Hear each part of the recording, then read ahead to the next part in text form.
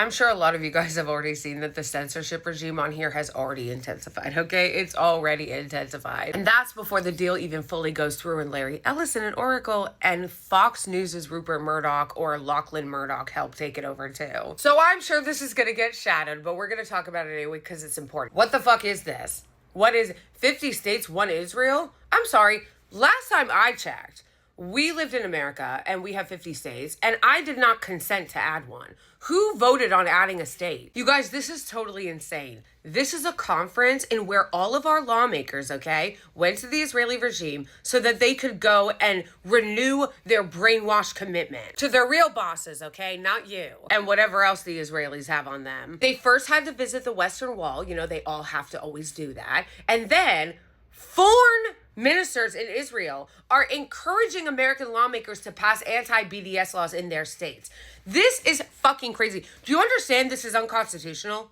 We're not a sovereign nation. We're just not. You're having a foreign fucking nation tell you as an American that you're not allowed to boycott and telling our lawmakers to pass unconstitutional bills.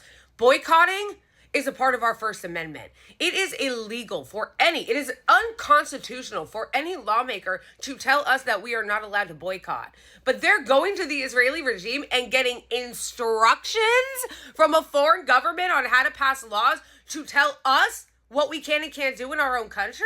Then, of course, they had to go and visit communities impacted by the October 7th attacks. Hey, question, did they take them to Gaza? That they could tour the remains of the genocide in Gaza? Then you have this psychopath, this Christian Zionist lunatic, Mike Huckabee, the ambassador. And I like how they say ambassador when really he's just a full-time employee. He literally said to all the lawmakers, because remember, all the American lawmakers went to this fucking trip, and then said that there are 700 Americans living in the Israeli regime. That's the size of a congressional district. I say when they come, welcome to the 436th congressional What the fuck? He's literally saying Israel is an extension of America. Which I know, a lot of people say, cool story. Yes, I hear it all the time. Israel's just an outpost of the US. Okay, so then why are they telling us what to do? That is the question that I keep asking and I keep not getting. I need to understand this, folks. If they're a proxy of us, and why is our sovereignty then the one being violated? Why do they keep telling us what we can do and say and boycott? Because it certainly looks and feels like they're violating our rights. He then did the thing that I love when they do.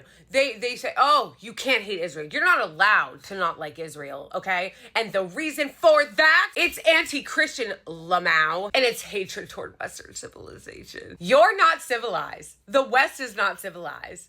Doing a genocide and starving people to death and killing children is not civilized. It's quite literally the opposite of civilized, actually. It's barbarism. War is a choice. We don't need to have wars in the 21st fucking century, okay? And if you're choosing to do that instead of negotiate like an adult, you're barbaric. And that's war in general across the world. We all know that in the case of Gaza, we're witnessing a Holocaust, not a war. And America ain't civilized either. People living on the street and not being able to afford health care and allowing your children to be massacred on the reg at their schools is not civilized. When are we gonna start talking about how fucking weird this is? And what we really need to talk about is sovereignty, is national sovereignty. America is allegedly a sovereign nation.